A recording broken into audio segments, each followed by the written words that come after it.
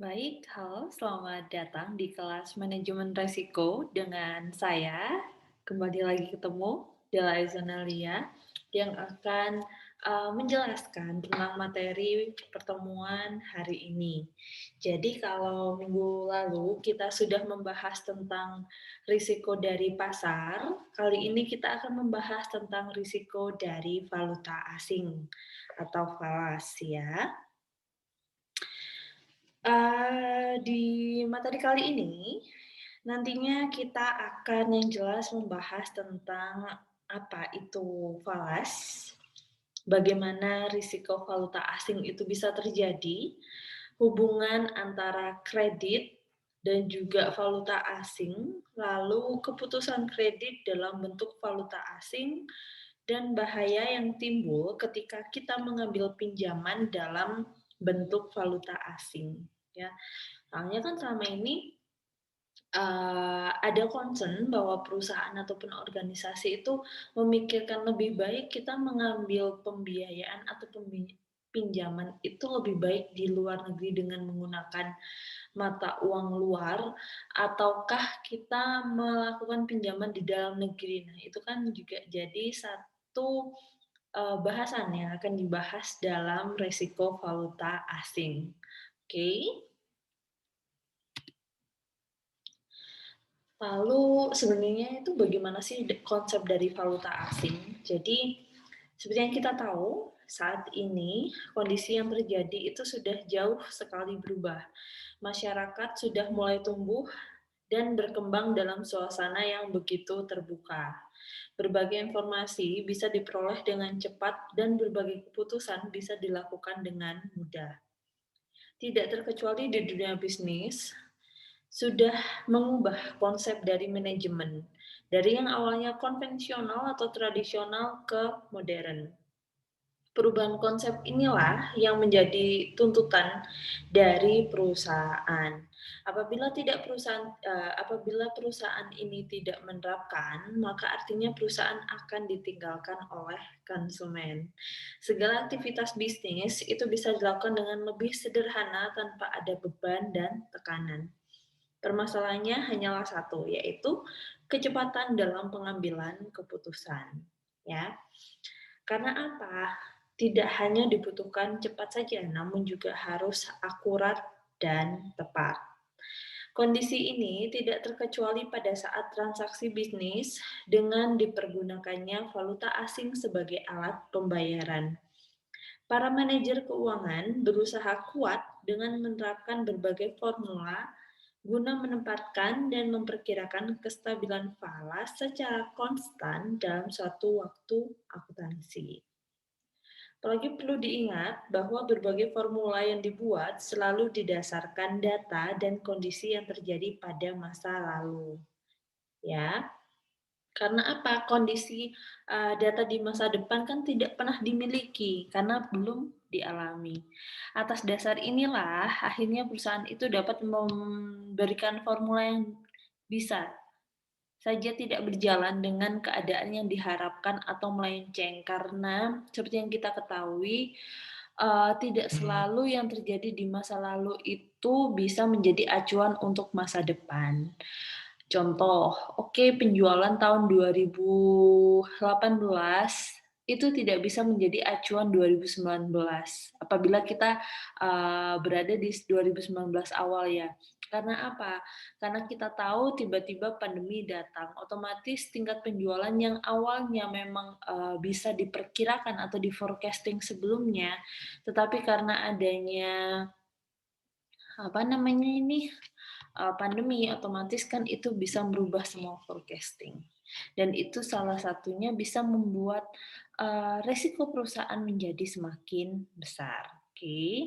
Lalu apa sih definisi dari resiko valuta asing? Nah, risiko valuta asing atau falas ya merupakan risiko yang disebabkan oleh perubahan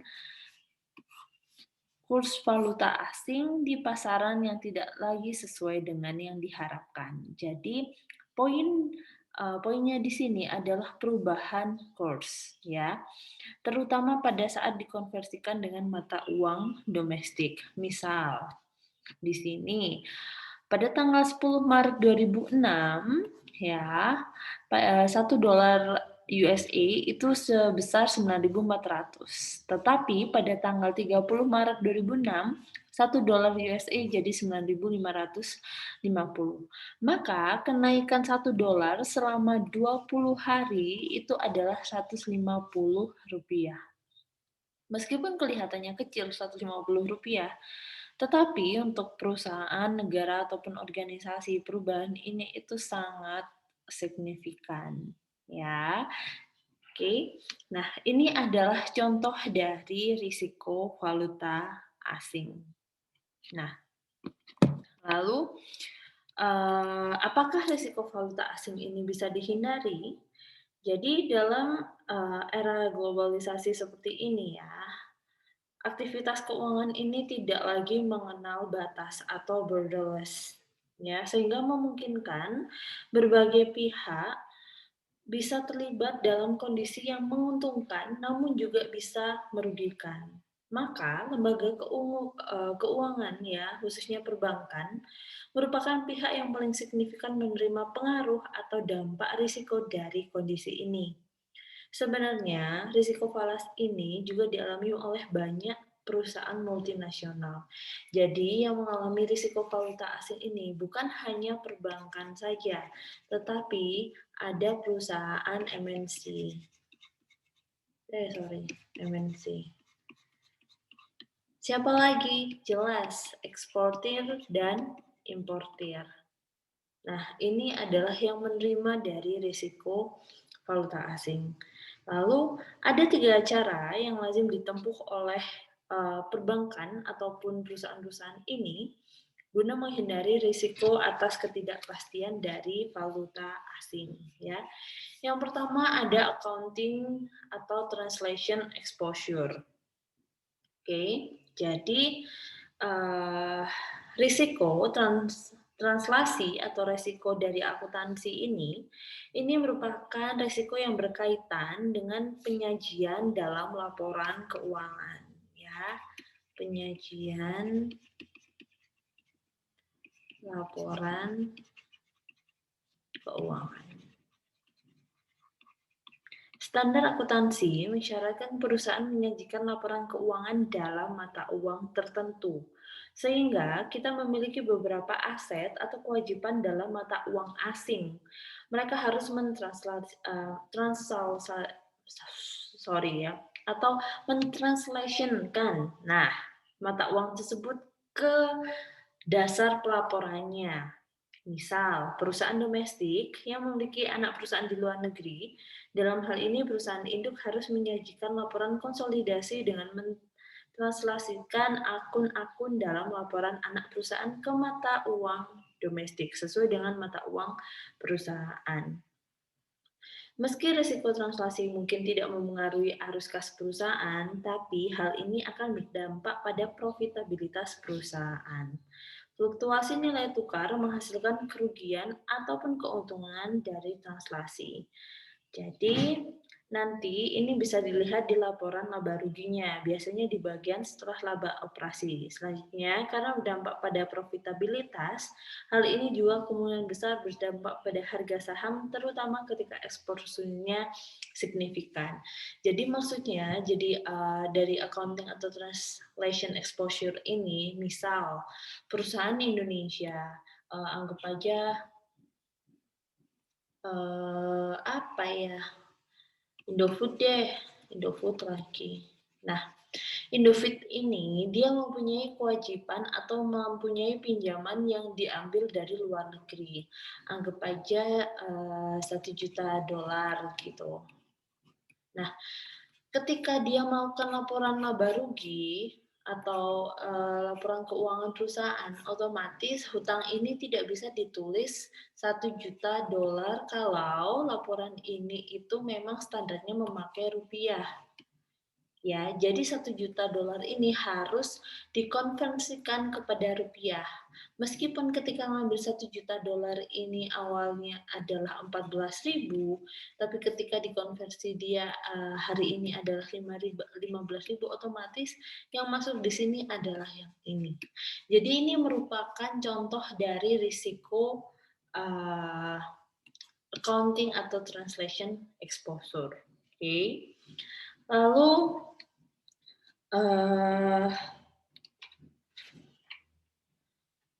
ada yang namanya transaction exposure, ya.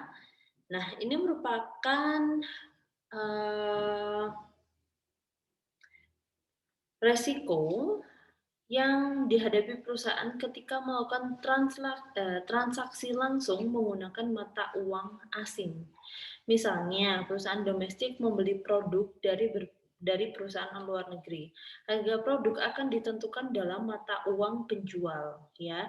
Jadi ketika perusahaan X ini di Indonesia membeli barang dari perusahaan Z ini lagi di Singapura, otomatis kan mata uang yang digunakan kan mata uang yang pertama bisa Singapura, yang kedua bisa dolar.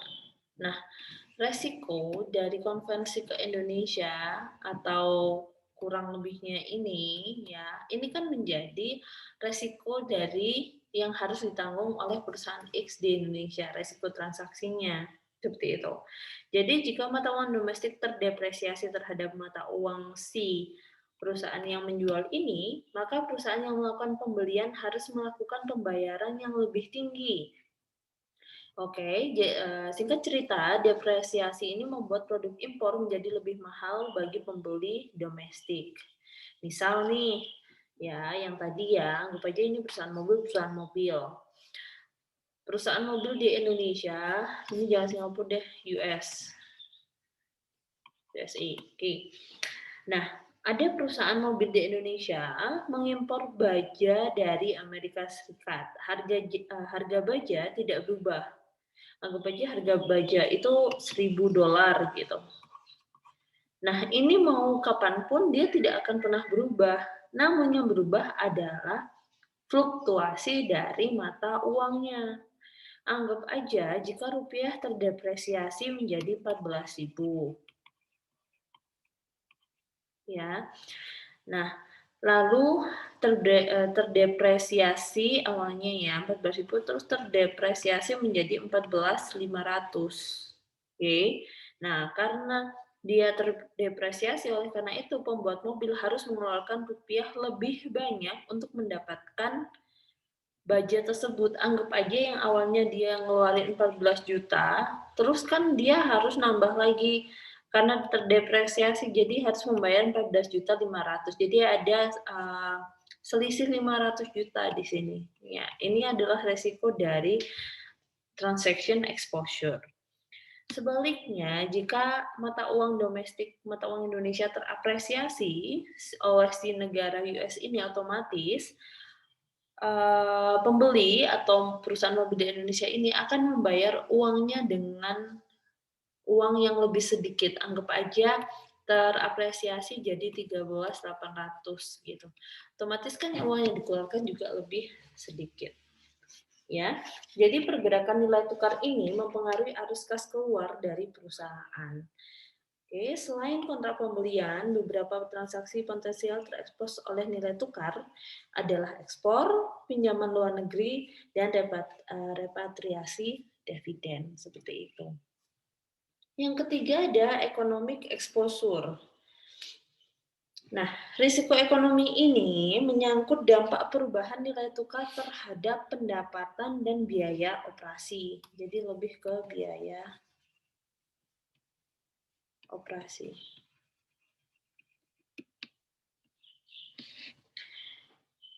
Pergerakan nilai tukar mengekspos ketidakpastian terhadap nilai sekarang dari arus kas operasi di masa depan. Itu memengaruhi valuasi dari perusahaan. Misalnya, perusahaan Indonesia menjual sebagian besar produknya ke pasar Amerika Serikat. Anggap aja perusahaan mebel. Mebel Indo. Dia ekspor ke USA. Ekspor. Dalam penganggaran, perusahaan menggunakan asumsi nilai tukar untuk mengestimasi penjualan. Katakanlah perusahaan mengasumsikan nilai tukar stabil dalam 1 tahun ke depan, seperti levelnya saat ini. Ya, dengan asumsi tersebut, perusahaan menetapkan harga jual tidak berubah dan memproyeksi penjualan meningkat sekitar 5%. Padahal dalam realisasinya, nilai tukar ternyata terapresiasi. Ini membuat produk menjadi lebih mahal bagi pembeli di Amerika. Sebagai akibatnya, proyeksi penjualan meleset dan perusahaan mencatatkan penjualan jatuh 10%.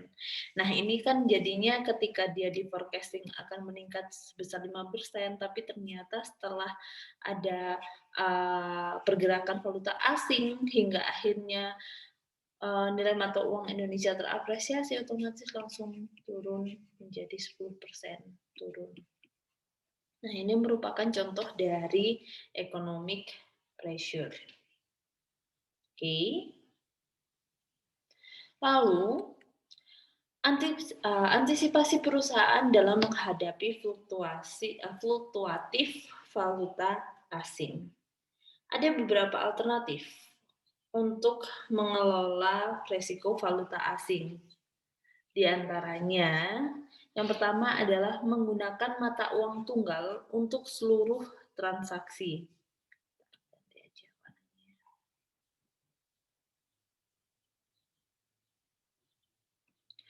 Menggunakan mata uang tunggal untuk seluruh transaksi. Misalnya, perusahaan Indonesia hanya membuat dan menerima pembayaran dalam rupiah, alih-alih mata uang asing. Nah, ini menjadi salah satu antisipasi untuk menghadapi fluktuatif valuta asing. Lindung nilai atau hedging ya, seperti forward exchange rate, future contracts, FX swap, dan FX option. Misalnya ketika mengambil forward ya, perusahaan mengunci nilai tukar pembayaran di masa depan dengan mata uang asing. Lalu ada diversifikasi sumber pendapatan dengan menerima pembayaran dalam berbagai mata uang. Nah, ini mengurangi risiko konsentrasi pendapatan pada mata uang tertentu. Jadi, dia agak kalau sekilas dia agak berkebalikan dengan yang ini ya, harus menggunakan mata uang untuk seluruh transaksi, namun juga harus diversifikasi sumber pendapatan dengan menerima pembayaran dalam berbagai mata uang. Jadi maksud di sini menggunakan mata uang tunggal ya, meski bebas terhadap risiko nilai tukar, namun strategi ini mengandung beberapa kelemahan ya. Karena apa? Pergerakan nilai tukar itu kadang tidak hanya menguntungkan perusahaan, tetapi juga dapat merugikan perusahaan. Apabila terdepresiasi, maka membuat harga produk lebih murah dari pembeli, dari sisi pembeli ya. Otomatis perusahaan tidak harus secara sengaja menurunkan harga jual secara langsung. Oke, namun ketika terapresiasi, maka memungkinkan pembayaran yang lebih murah ya, otomatis perusahaan akan mengalami kerugian. Namun, apabila dia melakukan pinjaman ke luar negeri, otomatis dia akan membayar lebih sedikit. Begitu juga ketika dia membeli bahan baku dari luar negeri, ya. Jadi yang namanya apresiasi atas mata uang dan juga depresiasi atas mata uang itu pasti ada plus minusnya. Oke. Itu saja untuk resiko falas. Semoga bisa dipahami oleh teman-teman semua. Kurang lebihnya Budela mohon maaf. Kita ketemu lagi minggu depan di kelas manajemen resiko. Oke? Udah akhiri. Wassalamualaikum warahmatullahi wabarakatuh.